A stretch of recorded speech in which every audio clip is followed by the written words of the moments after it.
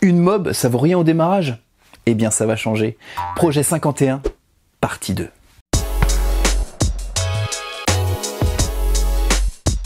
Le projet mob du cliquet sera donc le projet 51. Les commentaires et les votes ont parlé.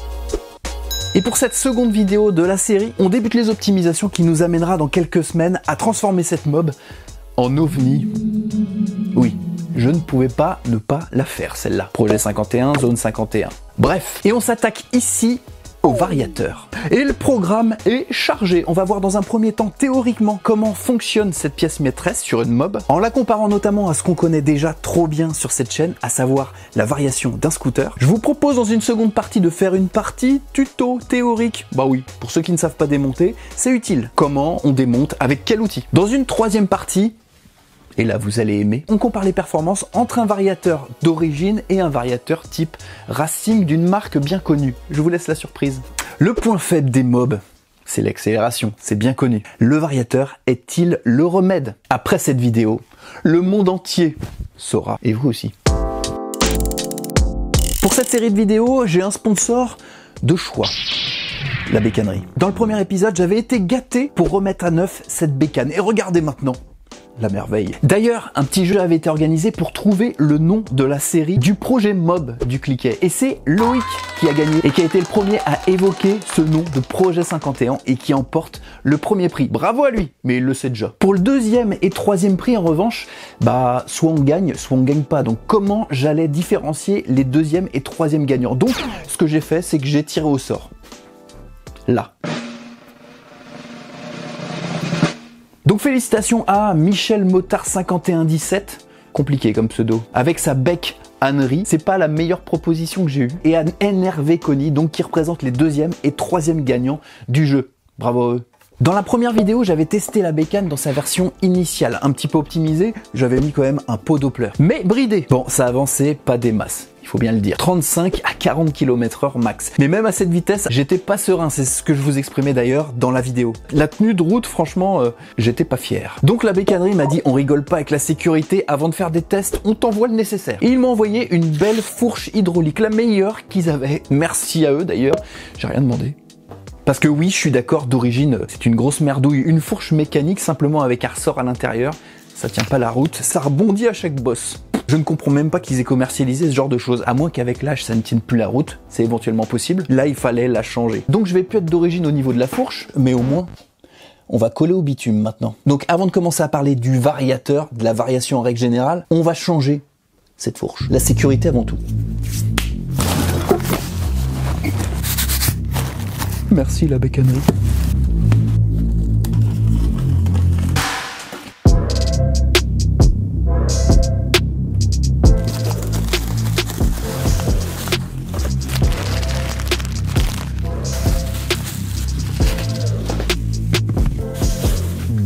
EBR Racing. C'est écrit dessus, ça vient d'Italie. Une valeur sûre. Cette fois, c'est une vraie fourche hydraulique. J'avais en effet indiqué que la fourche d'origine était hydraulique. Là, c'est une vraie hydraulique. C'est pas une mécanique avec un ressort. Là, ça rigole plus. Donc on va démonter l'ancienne fourche de la MR1 pour la remplacer par cette petite merveille.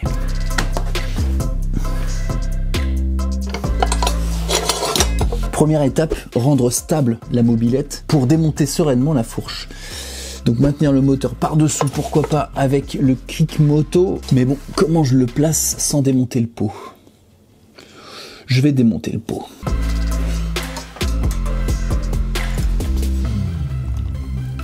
Tac. Voilà, je le laisse comme ça.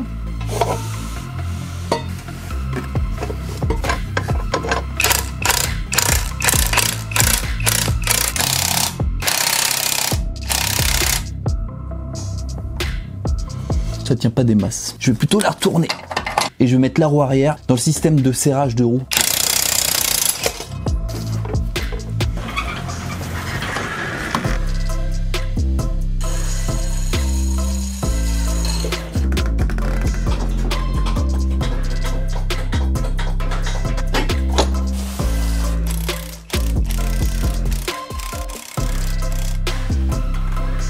Ok.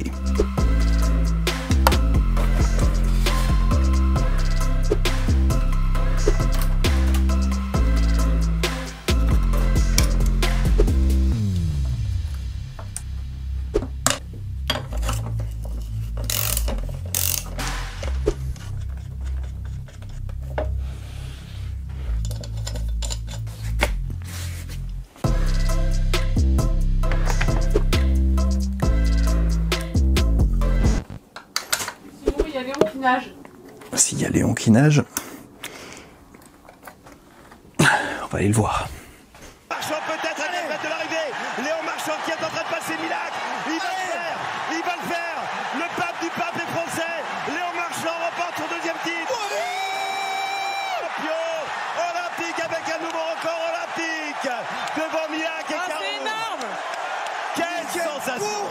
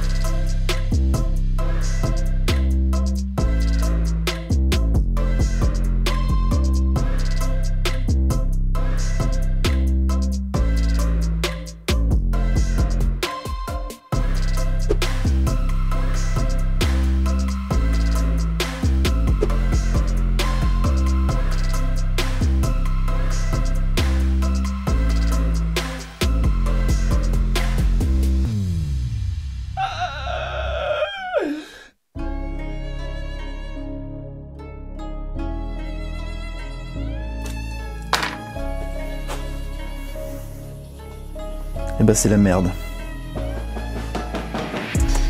Je viens de casser la rondelle support du roulement de direction. Allez, on va s'adapter. Sur la fourche EBR, et c'est un petit peu logique, sont pas intégrées les différentes rondelles de direction. Bah ouais. Donc j'ai tenté de récupérer cette pièce, la rondelle cuvette support du roulement de direction inférieur sur l'ancienne fourche. J'ai joué.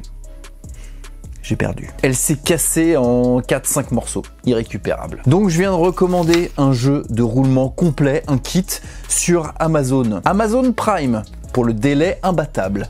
Et ça arrive dans 5 jours. Simon, ressaisis-toi. Affronte cette nouvelle épreuve du jeu du cliquet. Bats-toi. Continue. Oui, on va continuer. Bon, ça se passe pas toujours comme prévu une vidéo. Et clairement là, pour continuer, c'est la merde. Mais bon, on va faire avec. On poursuit donc le programme en attendant de la remettre sur ses deux roues. Qu'est-ce qu'un variateur? Comment ça fonctionne sur une mobilette? Première partie. Quand on parle de variateur sur une mobilette, on parle en fait du groupe variateur-embrayage. C'est le même élément, car ces deux éléments sont mécaniquement liés. Alors tous les groupes de variateurs ne sont pas équipés d'un embrayage, ne me faites pas dire ce que j'ai pas dit. Certains sont en prise directe, et d'ailleurs c'est vraiment pas pratique. Lorsqu'on arrête la mobilette, le moteur s'arrête. On est obligé de repousser la mobilette pour repartir. Pas pratique en ville. Non. Partons ici dans le cas d'un combiné embrayage-variateur. Le cas le plus pratique et le plus utilisé. D'ailleurs, c'est notamment ce qui équipe notre projet 51. Le variateur MBK d'origine est équipé d'un embrayage. Cet embrayage permet de désolidariser à faible régime, au régime de ralenti, le moteur de la transmission et donc de la roue. Le moteur ainsi ne cale pas lorsque le deux roues s'arrête. Vous connaissez à quoi sert un embrayage, je ne vous prends pas pour des idiots. Avant de décrire le système d'embrayage et de variation lorsque le moteur a démarré, une mobilette, je vous rappelle que ça se démarre en poussant, sauf quand il est équipé comme la MR1 notamment d'un kick. Mais parlons du cas de la poussette. Comme le moteur doit être entraîné en poussant la mobilette, donc avec une action sur la roue arrière, le système d'embrayage doit fonctionner dans les deux sens. C'est ça la subtilité. Lorsque le moteur tourne, bien sûr, le système d'embrayage fonctionne du moteur vers la transmission, mais aussi lorsque la transmission tourne, et là, l'embrayage doit fonctionner de la transmission vers le moteur. L'embrayage qui est automatique fonctionne avec la force centrifuge, et comme cette force centrifuge étant dans un unique sens, de l'intérieur vers l'extérieur d'un élément en rotation autour de lui-même, l'embrayage va devoir donc être utilisé dans les deux sens, donc il va devoir être équipé d'un double système de garniture, qui va devoir se coller à la cloche d'embrayage dans les deux cas. On développe les deux cas. Ainsi, en poussant la mobilette, ce sont les garnitures solidaires de la transmission situées à l'intérieur de la cloche d'embrayage qui vont rentrer en action et se coller à la surface interne de cette cloche. Ce qui va entraîner le vilebrequin, et donc démarrer le moteur. Deuxième cas, quand le moteur est allumé, cette fois c'est le vilebrequin qui est en rotation, qui tourne, ainsi que la cloche d'embrayage. Le système précédent, solidaire de la transmission, ne va pas pouvoir rentrer en action puisqu'il ne tourne pas, donc pas de force centrifuge. C'est alors le second système de garniture centrifuge qui va rentrer en action. Les garnitures solidaires de la cloche d'embrayage situées sur la surface externe de celle-ci. Ces garnitures vont s'écarter sous l'effet centrifuge de la rotation du vilebrequin, donc de la cloche d'embrayage, et vont venir coller une cloche elle-même solidaire de la demi-poulie mobile du variateur, donc solidaire de la transmission. C'est comme ça que le mouvement de rotation du moteur va être transmis à la transmission à travers ces nouvelles garnitures. Maintenant que la transmission est elle-même en rotation, les garnitures internes que l'on a utilisées pour pousser la mobilette vont elles-mêmes rentrer en action et vont venir prendre en sandwich complètement la cloche d'embrayage sur sa surface externe, mais aussi sur sa surface interne. Et ainsi, le couple moteur transmis entre le vilebrequin et la transmission va être parfaitement communiqué. La transmission de la mobilette étant entraînée en rotation, la roue et la mobilette avancent aussi. Maintenant que la mobilette avance, c'est une bonne chose. Le rôle du variateur à présent, et plus particulièrement du couple variateur-ressort moteur, est d'agir comme une boîte de vitesse automatique. En fonction du régime moteur, le rapport de transmission va évoluer. Le but va être de réguler le régime moteur au régime moteur correspondant au couple maximal, profitant ainsi du meilleur du moteur pour la phase d'accélération. J'ai développé tout ça dans la vidéo qui concerne le réglage de la variation aux petits oignons d'un scooter. Le phénomène est plutôt bien décrit. La variation de ce rapport de transmission est créée par l'évolution de la position de la courroie au sein du variateur et par rapport à l'axe moteur. La courroie montera progressivement dans le variateur et en augmentant son diamètre, la courroie va impliquer une évolution du rapport de transmission vers la roue. Comme sur un scooter, c'est la même chose. Ce phénomène est possible par la constitution mécanique interne du variateur qui est constituée d'une demi-poulie fixe et d'une demi-poulie mobile qui vont venir bouger l'une par rapport à l'autre, se rapprocher en fonction du régime moteur. La demi-poulie mobile va pouvoir se rapprocher de la demi-poulie fixe grâce à l'action de poids de masselotte intégrée dans le variateur qui, par force centrifuge, va faire se rapprocher les deux demi-poulies. Sur une mobilette, on parle de masselotte de poids et sur un scooter de galets. Ça change rien, ce sont des poids entraînés en rotation qui agissent sur une demi-poulie mobile. Donc l'analogie entre scooter et mobilette, c'est la même chose. Comme sur un scooter, la courroie est inextensible. C'est une courroie en matériaux composites qui n'est pas élastique, donc possède un périmètre fixe. Si du côté variateur, le parcours de la courroie est plus important, cette distance supplémentaire doit être récupérée quelque part. Sur un scooter par exemple,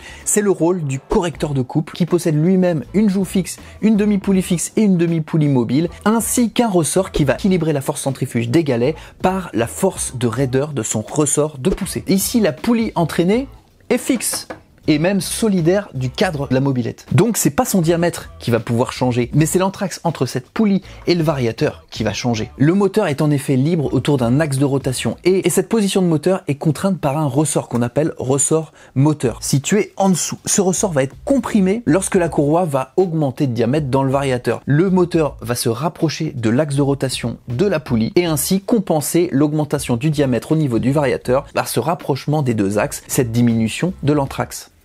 Facile, non? Pour régler parfaitement la variation d'une mobilette, il va falloir trouver le bon couple masselotte ressort moteur pour coller pendant toute la phase de montée en vitesse au régime moteur correspondant au régime de couple maximal.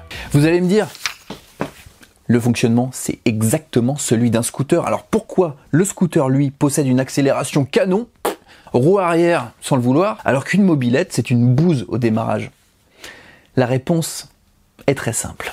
C'est à cause de l'embrayage et particulièrement de sa position au sein de la transmission du mouvement de rotation vers la roue. Et c'est pour ça que le démarrage est aussi chaotique. Dans une mobilette, contrairement à un scooter, le premier organe rencontré par le moteur pour transmettre le mouvement de rotation à la roue, c'est l'embrayage. Le couple résistant créé par la phase d'accroche contrarie directement le couple moteur. L'accroche et le couple résistant de l'embrayage à la vitesse de rotation du moteur implique un impact sur la capacité du moteur à entraîner toute la transmission. Ce couple résistant étant très important, directement impacté sur le moteur, on observe une diminution significative du régime moteur pendant la phase d'accroche. Pour diminuer l'impact du couple résistant créé par l'accroche de l'embrayage, il y a deux solutions. La première, c'est de travailler justement sur ce couple résistant et de le diminuer, soit en diminuant la masse des systèmes entraînés en rotation, par exemple le poids du variateur, ou en jouant sur les géométries des éléments, la couronne par exemple. On peut aussi augmenter le couple moteur contrariant le couple résistant de l'embrayage.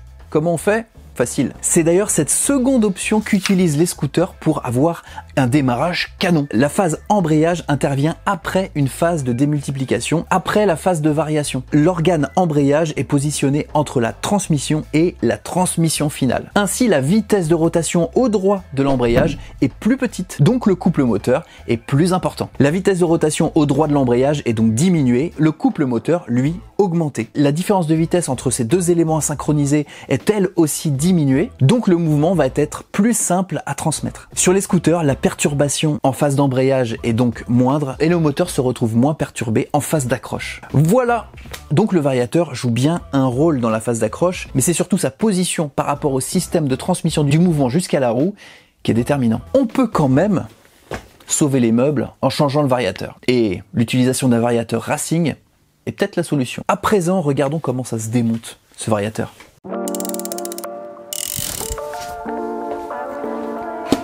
Avant de démonter le variateur, en phase d'essai dans la première vidéo, j'avais remarqué que le variateur était défectueux. Il y avait un bruit étrange au ralenti et pendant toute la phase d'accélération qui me faisait dire que des petits éléments étaient un peu fatigués là-dedans. Mais la bécannerie, pour que l'on puisse faire un premier essai avec un variateur d'origine en bon état de marche et comparer à un variateur racing, m'a envoyé un variateur d'origine non défectueux, neuf. C'est mieux pour comparer.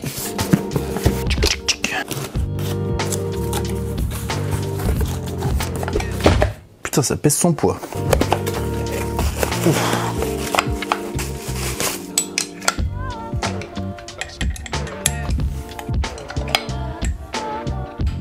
Le variateur, il est là, constitué de la cloche d'embrayage.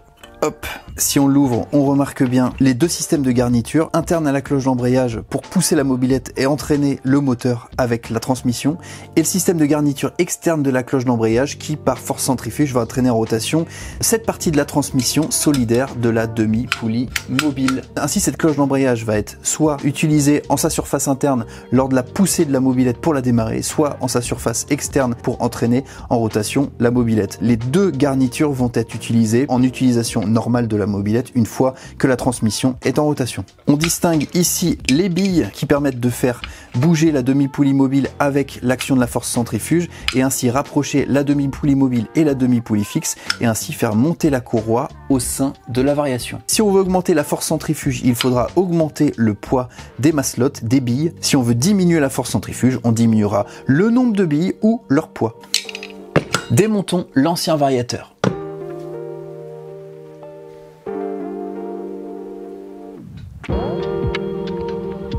Pour accéder au variateur, il faut d'abord enlever le cache du variateur. Alors normalement, on a des petits clips en plastique qui retiennent le cache. Moi, j'ai fait ça avec du fil de fer inoxydable parce que j'avais que ça sous la main. Donc je vais couper les fils pour démonter ce cache.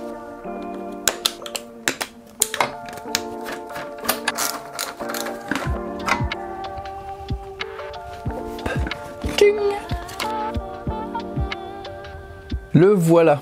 Le variateur, enfin le variateur embrayage. Il faut dans un premier temps déposer l'écrou central pour pouvoir sortir l'ensemble. On peut très bien le faire avec un bloc piston qu'on peut remplacer au niveau de la bougie.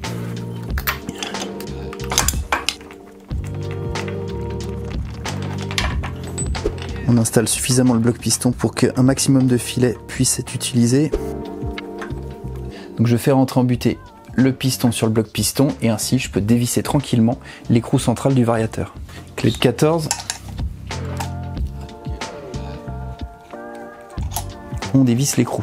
Là, on va avoir un problème, on n'arrive pas à enlever l'ensemble, tout simplement parce qu'il faut un arrache-volant. Alors l'arrache-volant, ça s'achète. Malheureusement, vous ne pouvez pas faire autrement. On dispose l'arrache-volant, on visse complètement, on dévisse un tout petit peu, on met en place la vis centrale, on la met en butée sur l'axe du vilebrequin et à l'aide d'une clé,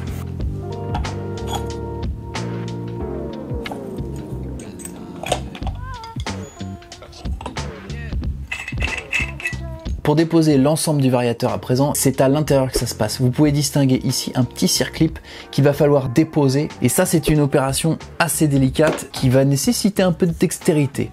Avec une pince à circlip qui, lorsque on appuie, resserre, on va enlever ce circlip. Alors je vais essayer de filmer convenablement, ça va pas être simple. Les trous de ma pince à circlip sont trop gros. Donc je vais les affûter, histoire que ce soit des pointes.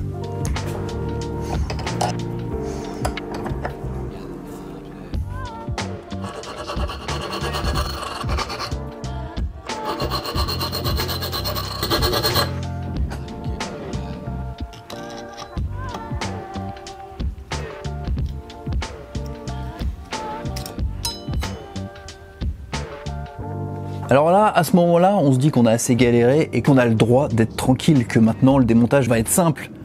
Mais non, il y a encore une rondelle à enlever, ainsi qu'un autre circlip, cette fois fixé sur l'axe du vilebrequin qui empêche le tout de sortir. Donc une fois ces deux éléments sortis, on va être tranquille, mais pas avant. D'abord, on a une rondelle à sortir, donc elle n'est pas fixée normalement. En tapotant, on voit bien déjà qu'elle bouge. Donc on va utiliser une petite méthode que Arnaud de Central Mob Story a fait sur sa superbe chaîne. On va utiliser du scotch double face après avoir préalablement nettoyé cette rondelle pour éviter qu'elle soit grasse. Je nettoie la rondelle. Voilà. Alors on pourrait le faire aussi avec un aimant par exemple, mais moi ma pointe d'aimant elle passe pas. Dommage. Donc on va utiliser du scotch. Scotch, même pas double face. On va le disposer sur un petit tournevis plat. Que ça va marcher.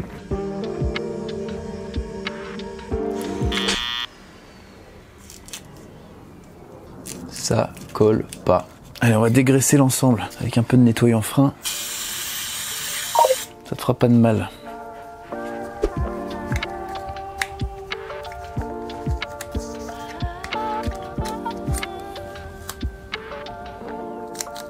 Ça colle bien ça.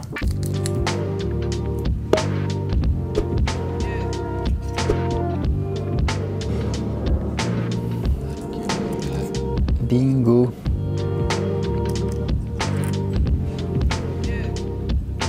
Et si tout va bien, on découvre un dernier circlip qui lui est fixé sur l'axe moteur. Donc ça va être avec la seconde pince en écartant qu'on va pouvoir en venir à bout. Sur le même principe, il faut aiguiser à mort les deux extrémités et là, c'est pas assez.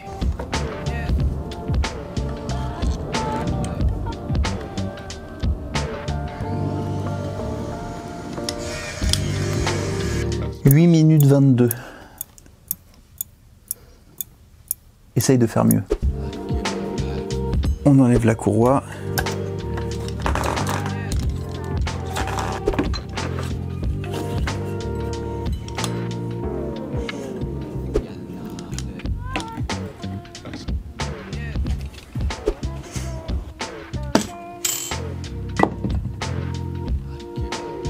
Voilà, on en est venu à bout. C'était pas simple. Ce qui faisait du bruit, c'était les petits goujons là qui avaient pris du jeu. Du moment que ça jouait son rôle, puisque ça entraînait la demi-poulie mobile. Mais bon, ça faisait un petit peu de bruit quand même à l'arrêt, puisque ça avait pris quand même du jeu. Ok, bon, on va changer ce variateur par le nouveau, le Ditto Origine.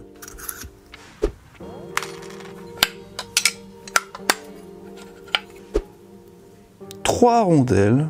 Bon, bah écoutez, on va remettre ça dans le même ordre. Et la cage à aiguille. On va huiler un peu le tout. Je vais tout de suite mettre en place les trois rondelles l'une sur l'autre. J'en profite pour nettoyer cette partie là. C'est pas tous les jours qu'on démonte l'embrayage et on comprend pourquoi.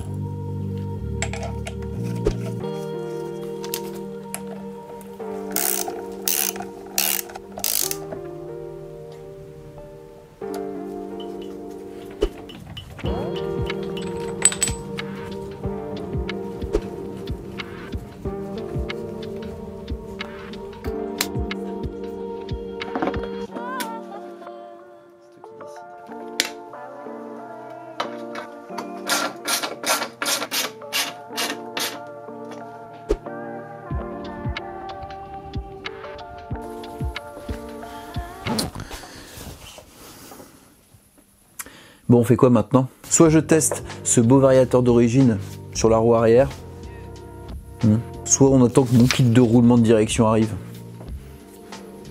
Deuxième option.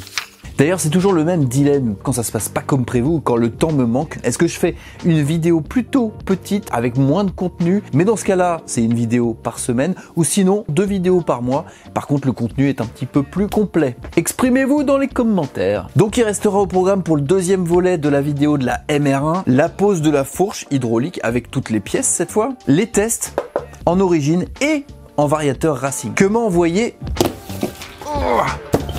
la bécannerie. Vous voulez savoir lequel c'est? D'accord. Vraiment parce que c'est vous. Le Doppler ER3 Replica.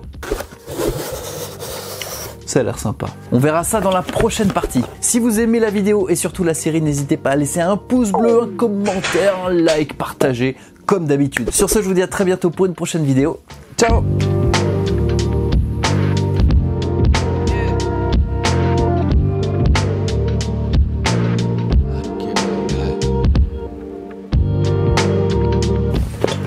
C'est léger ça.